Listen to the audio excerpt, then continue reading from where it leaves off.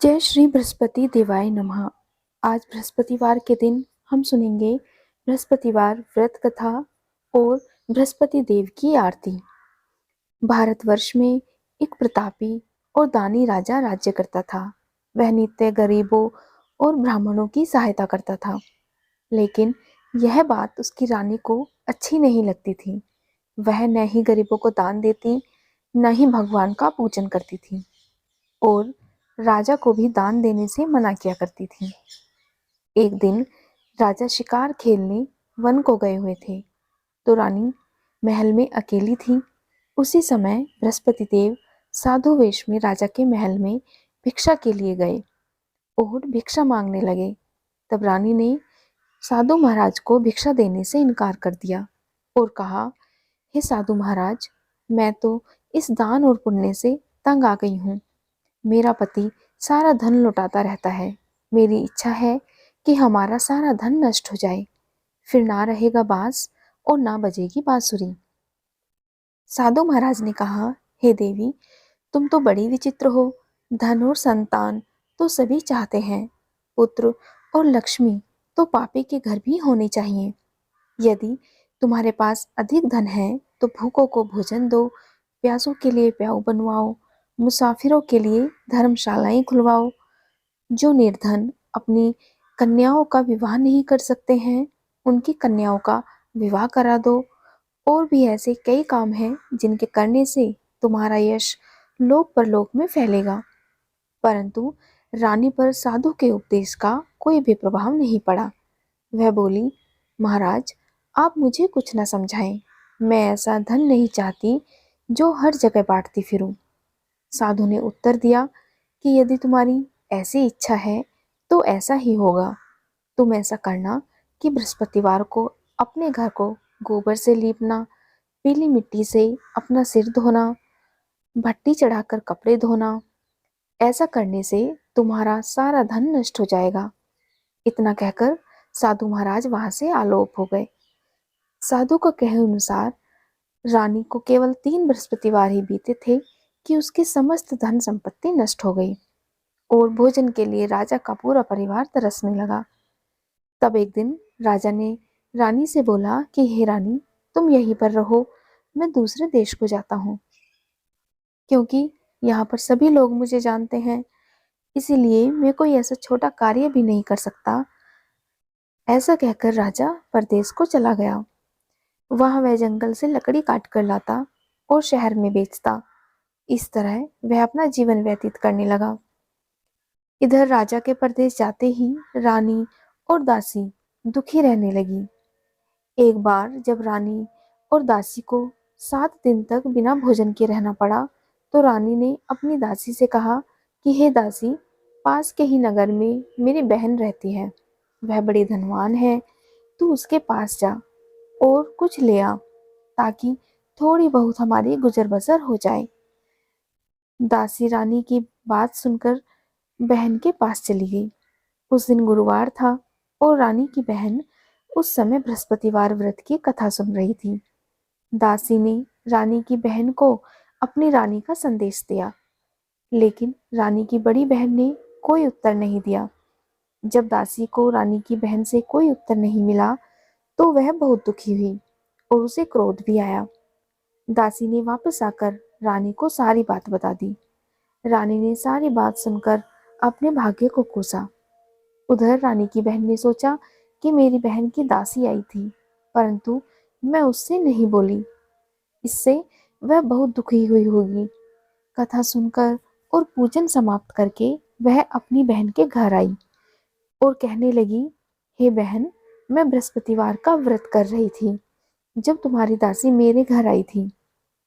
परंतु जब तक कथा होती है तब तक ना तो उठते हैं और ना ही बोलते हैं, इसलिए मैं भी नहीं बोली।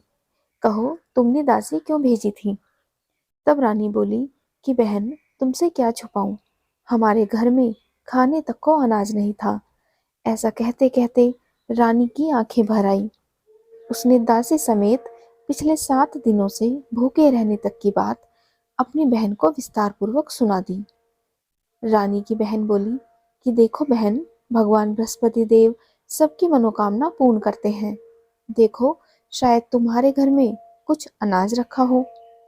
पहले तो रानी को विश्वास नहीं हुआ, पर अपनी बहन के आग्रह करने पर उसने अपनी दासी को अंदर भेजा तो उसे सचमुच अनाज से भरा एक घड़ा मिल गया। यह देखकर दासी को बड़ी हैरानी हुई। तब दासी रानी से कहने लगी, हे रानी, जब हमको भोजन नहीं मिलता तब हम व्रत ही तो करते हैं, इसलिए क्यों ना इनसे व्रत और कथा की विधि पूछ ली जाए ताकि हम भी व्रत कर सकें। तब रानी ने अपनी बहन से बृहस्पतिवार व्रत के बारे में पूछा।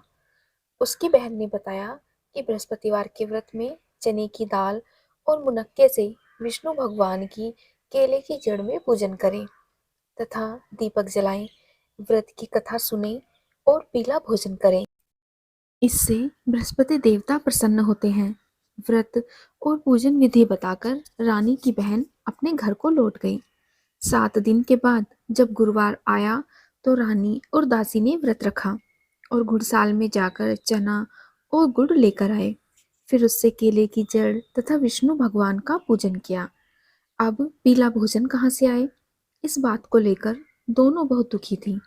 अब चूंकि उन्होंने व्रत रखा था, इसीलिए बृहस्पति देव उनसे प्रसन्न थे। इसीलिए वे एक साधारण व्यक्ति का रूप धारण करके 2 सुंदर थालों में सुंदर पीला भोजन दासी को दे गए। भोजन पाकर दासी बहुत प्रसन्न हुई और फिर रानी के साथ मिलकर भोजन ग्रहण किया। उसके बाद वे सभी गुरुवार को व्रत और पूजन करने लगी। बृहस्पति भगवान की कृपा से उनके पास फिर से धन और संपत्ति आ गई, परंतु रानी फिर से पहले की ही तरह आलस्य करने लगी। तब रानी से दासी ने कहा कि देखो रानी, तुम पहले भी इस प्रकार आलस्य करती थी। तुम्हें धन रखने में कष्ट होता था, इसी कारण तुम्हारा सारा धन नष्ट हो गया। अब जब भगवान बृहस्पति की कृपा से हमें दोबारा धन मिला है तो तुम्हें फिर से आलस होता है। रानी को समझाते हुए दासी कहती है कि बड़ी मुसीबतों के बाद हमने यह धन पाया है, इसीलिए हमें दान पुण्य करना चाहिए।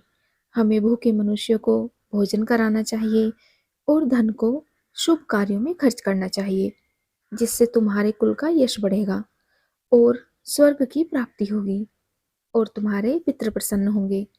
दासी की बात मानकर रानी अपना धन शुभ कार्यों में खर्च करने लगी, जिससे पूरे नगर में उसका यश फैलने लगा। एक दिन राजा दुखी होकर जंगल में एक पेड़ के नीचे आसन जमाकर बैठ गए। वह अपनी दशा को याद करके व्याकुल होने लगे। बृहस्पतिवार का दिन था। एकाएक उसने देखा कि निर्जन वन में एक साधु प्रकट हुए। वह साधु वेश में स्वयं बृहस्पति देवता थे।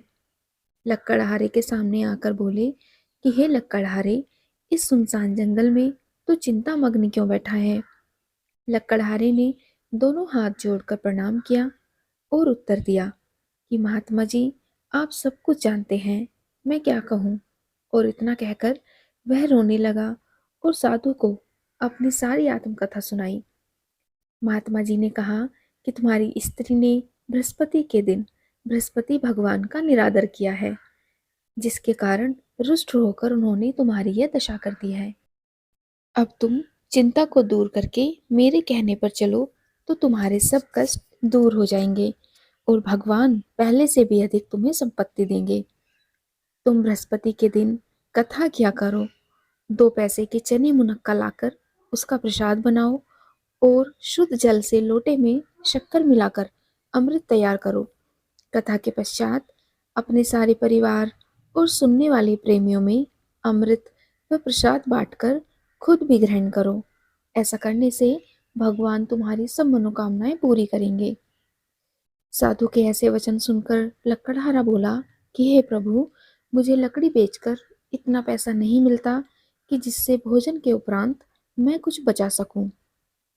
मैंने रात्रि में अपनी स्त्री को व्याकुल देखा है और मेरे पास कुछ भी नहीं है जिससे मैं उसकी खबर भी मंगा सकूं। तब साधु ने कहा, हे लक्कड़हारे, तुम किसी बात की चिंता मत करो। बृहस्पति के दिन तुम रोजाना की तरह लकड़ियां लेकर शहर को जाओ।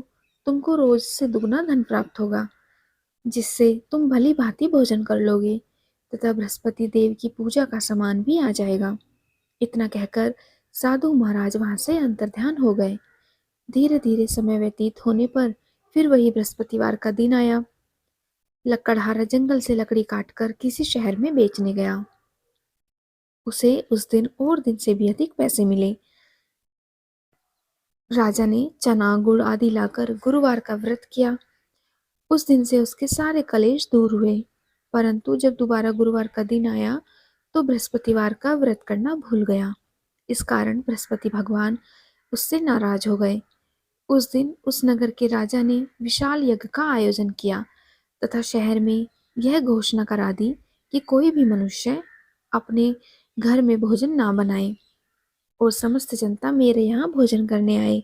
इस आज्ञा को जो नहीं मानेगा उसे फांसी की सजा दी जाएगी। और इस तरह की घोषणा संपूर्ण नगर में करवा दी गई। राजा की आज्ञा अनुसार शहर के सभी लोग भोजन करने गए, लेकिन लकड़हारा कुछ देर से पहुंचा।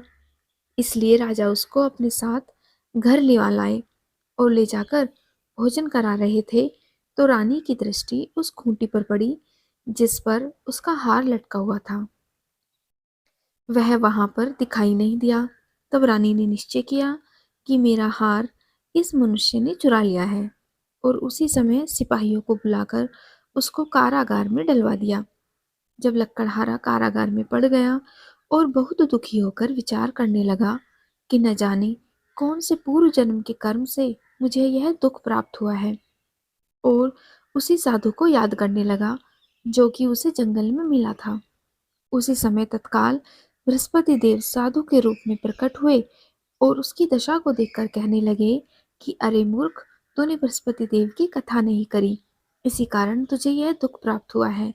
अब तू चिंता मत कर, बृहस्पतिवार के दिन कारागार के दरवाजे पर 4 पैसे पड़े मिलेंगे, उनसे तू बृहस्पति देव की पूजा करना तो तेरे सारे कष्ट दूर हो जाएंगे। बृहस्पति के दिन उसे 4 पैसे मिले। लकड़हारे ने कथा कही। उसी रात्रि को बृहस्पति देव ने उस नगर के राजा को स्वप्न में कहा कि हे राजा, तुमने जिस आदमी को कारागार में बंद कर रखा है वह निर्दोष है और वह राजा है, उसे छोड़ देना। रानी का हार उसी खूंटी पर लटका हुआ है। अगर तू ऐसा नहीं करेगा तो मैं तेरे राज्य को नष्ट कर दूंगा। इस तरह रात्रि के स्वप्न को देखकर राजा प्रातःकाल उठा और खूंटी पर हार देखकर लक्कड़हारे को बुलाकर उससे क्षमा मांगी तथा लक्कड़हारे को योग्य और सुंदर वस्त्राभूषण देकर विदा कर दिया। बृहस्पति देव की आज्ञा अनुसार लक्कड़हारा अपने नगर को चल दिया। राजा जब अपने नगर के निकट पहुंचा तो उसे बड़ा आश्चर्य हुआ। नगर में पहले से अधिक बाग, तालाब, कुएं तथा बहुत सी धर्मशालाएं, मंदिर आदि बन गए थे। राजा ने पूछा कि यह किसका बाग और धर्मशाला है। तब नगर के सब लोग कहने लगे यह सब रानी और बांदी के हैं। तो राजा को आश्चर्य हुआ और गुस्सा भी आया। और जब रानी ने यह खबर सुनी कि राजा आ रहे हैं तो उन्होंने बांदी से कहा कि हे दासी, देख राजा हमको कितनी बुरी हालत में छोड़ गए थे, हमारी ऐसी हालत देखकर वो वापस न लौट जाएं, इसीलिए तू दरवाजे पर खड़ी हो जा। रानी की आज्ञा अनुसार दासी दरवाजे पर खड़ी हो गई। जब राजा आए तो उन्हें अपने साथ लिवा लाई। तब राजा ने क्रोध करके अपनी रानी से पूछा कि यह धन तुम्हें कैसे प्राप्त हुआ है। तब उन्होंने कहा कि हमने यह सब धन बृहस्पति देव के इस व्रत के प्रभाव से प्राप्त हुआ है। तब राजा ने निश्चय किया कि 7 रोज बाद तो सभी बृहस्पति देव का पूजन करते हैं, परंतु मैं प्रतिदिन दिन में 3 बार कहानी तथा रोज व्रत क्या करूंगा। अब हर समय राजा के दुपट्टे में चने की दाल बंधी रहती तथा दिन में 3 बार कहानी कहता। एक रोज राजा ने विचार किया कि चलो अपनी बहन के यहाँ हो आए, और इस तरह निश्चय करके राजा घोड़े पर सवार हो अपनी बहन के यहाँ को चलने लगा। तब मार्ग में उसने देखा कि कुछ आदमी एक मुर्दे को लिए जा रहे हैं। उन्हें रोककर राजा ने कहा कि अरे भाइयों, मेरी बृहस्पति देव की कथा सुन लो। वे बोले, लो, हमारा तो आदमी मर गया है और इसको अपनी कथा की पड़ी है। परंतु कुछ आदमी बोले कि अच्छा कहो, हम तुम्हारी कथा भी सुनेंगे। तब राजा ने दाल निकाली और जब कथा आधी हुई तो मुर्दा हिलने लग गया, और जब कथा समाप्त हुई तो राम राम करके मनुष्य उठकर खड़ा हो गया। आगे मार्ग में उसे एक किसान खेत में हल चलाता मिला। राजा ने उसे देखा और उससे बोला कि अरे भैया, तुम मेरी बृहस्पतिवार की कथा सुन लो। तब किसान बोला कि जब तक मैं तेरी कथा सुनूंगा तब तक 4 हरैया जोत लूंगा। जा, अपनी कथा किसी और को सुनाना। इस तरह राजा आगे चलने लगा। तब राजा के हटते ही बैल पछाड़ खाकर गिर गए तथा किसान के पेट में बड़ी जोर का दर्द होने लगा। उसी समय उसकी माँ रोटी लेकर आई। उसने जब यह देखा तो अपने पुत्र से सब हाल पूछा और बेटे ने सभी हाल कह दिया। तो बुढ़िया दौड़ी दौड़ी उस घुड़सवार के पास गई और उससे बोली कि मैं तेरी कथा सुनूंगी, तू अपनी कथा मेरे खेत पर चलकर ही कहना। तब राजा ने बुढ़िया के खेत पर जाकर कथा कही, जिसके सुनते ही वह बैल उठ खड़े हुए तथा किसान के पेट का दर्द भी बंद हो गया। राजा अपनी बहन के घर पहुंचा। बहन ने भाई की खूब मेहमानी की। दूसरे रोज प्रातःकाल राजा जगा तो वह देखने लगा कि सब लोग भोजन कर रहे हैं। तब राजा ने अपनी बहन से कहा कि ऐसा कोई मनुष्य है जिसने भोजन नहीं किया हो और जो मेरी बृहस्पतिवार की कथा सुन ले। तब बहन बोली कि हे भैया, यह देश ऐसा ही है, यहाँ पहले लोग भोजन करते हैं और बाद में अन्य काम करते हैं। अगर कोई पड़ोस में हो तो मैं देख आऊं। और ऐसा कहकर वह पड़ोस में देखने चली गई, परंतु उसे कोई भी ऐसा व्यक्ति नहीं मिला जिसने भोजन न किया हो। अतः वह एक कुमार के घर गई जिसका लड़का बीमार था। उसे मालूम हुआ कि उनके यहाँ 3 रोज से किसी ने भोजन नहीं किया है। तब रानी ने अपने भाई की कथा सुनने के लिए कुम्हार से कहा तो वह तैयार हो गया। राजा ने जाकर बृहस्पतिवार की कथा कही, जिसको सुनकर उसका लड़का ठीक हो गया। अब राजा की प्रशंसा होने लगी। एक रोज राजा ने अपनी बहन से कहा कि हे बहन, हम अपने घर को जाएंगे, तुम भी तैयार हो जाओ। तब राजा की बहन ने अपनी सास से कहा। सास ने कहा, हाँ चली जा, परंतु अपने लड़कों को मत ले जाना, क्योंकि तेरे भाई के कोई औलाद नहीं है। बहन ने अपने भैया से कहा, हे भैया, मैं तो चलूंगी, पर कोई बालक नहीं जाएगा। राजा बोला, जब कोई बालक नहीं जाएगा तब तुम ही क्या करोगे। बड़े दुखी मन से राजा अपने नगर को लौट आया। राजा ने अपनी रानी से कहा कि हम निर्वंशी राजा हैं, हमारा मुंह देखने का धर्म नहीं है और कुछ भोजन आदि नहीं किया।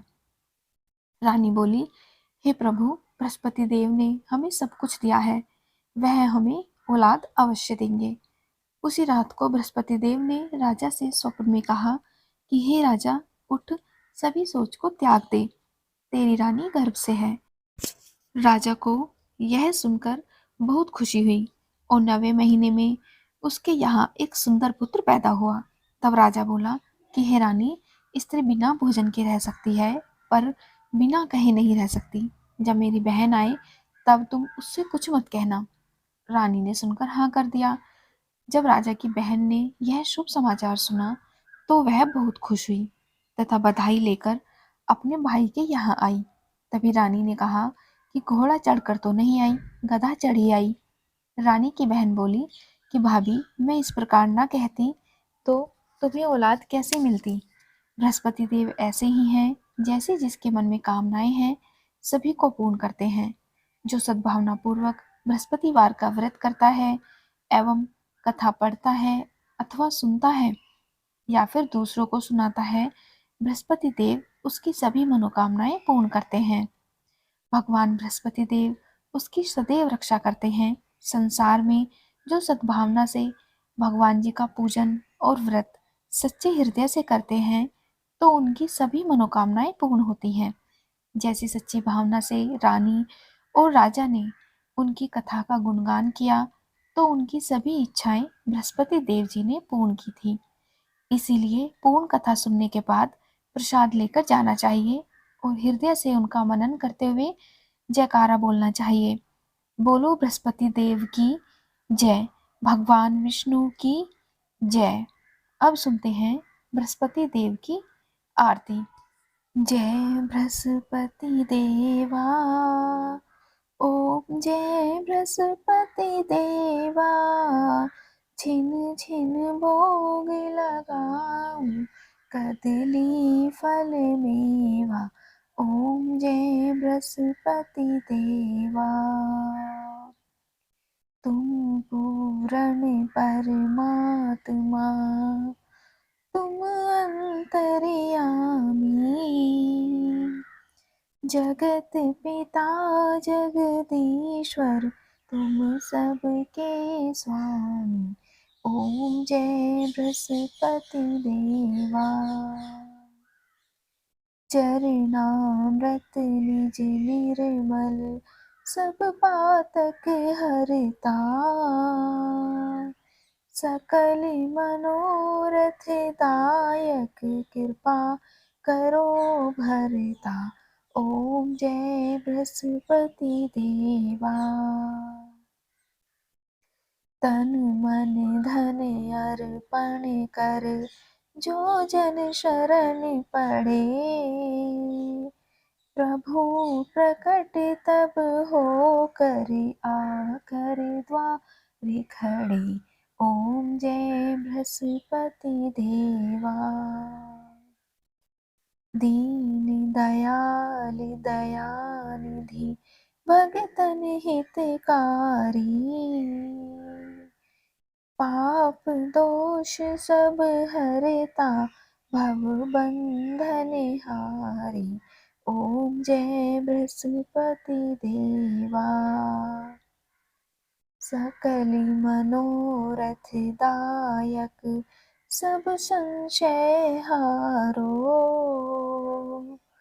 विषय विकार मिटाओ, संतन सुखकारी।